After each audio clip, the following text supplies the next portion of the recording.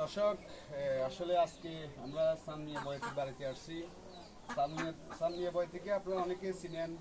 আমাদের এলাকাতে আমরা ছোটবেলা থেকে দেখছি মসজিদ মাদ্রাসার জন্য কালেকশন করে ওনার যে বেনিফিট পায় ওইটা দিয়ে হচ্ছে ওনার সংসার চলে।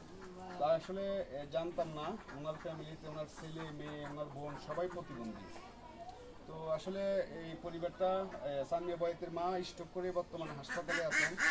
তো আমি সবাইকে রিকোয়েস্ট করব এই অসহায় পরিবারটার পাশে দাঁড়াবেন এবং শামুকসার প্রবাসী একতা সংগঠন শামুকসার প্রবাসী একতা সংগঠনের দাতা সদস্য শামুকসার পশ্চিম পাড়ার তাজুল ইসলাম ভাইয়ের সুযোগ্য সন্তান সৌদি প্রবাসী মাসুদ গতকালকে আমার অ্যাকাউন্টে কিছু টাকা পাঠায় সানমিয়া বয়েতের চিকিৎসার জন্য এবং তার পরিবারের জন্য কিছু আর্থিক সহযোগিতা পাঠায়। সেটা আমি সানমিয়া বয়েতের হাতে তুলে দিলাম।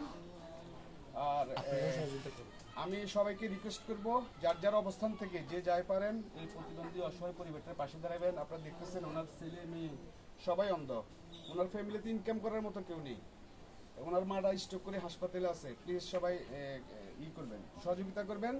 আর এখন কিছু কথা বলবেন আমরা দেখতেছি আজকে যে ওনার পাশে দাঁড়িয়েছেন, তার পাশাপাশি স্থানীয় মেম্বার মতিন মেম্বার সাহেব আছেন এবং উনিও তাদের পাশে বিভিন্ন সময়ে বিভিন্নভাবে সহযোগিতা করছেন।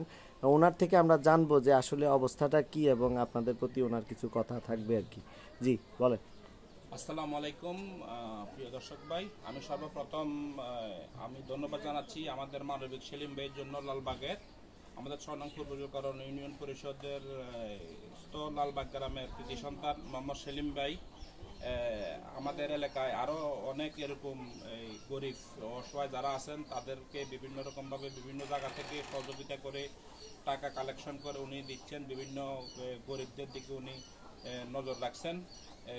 সেজন্য আমি ওনাকে ধন্যবাদ জানাই। আর পাশাপাশি আজকে উনি যে উদ্যোগে নিছেন যে আমাদের সানমিয়া বয়াতির জন্য, আসলে এই পরিবারটা টোটালি ওদের ফ্যামিলিতে 5-7 জন যারা আছে সবাই প্রতিবন্ধী।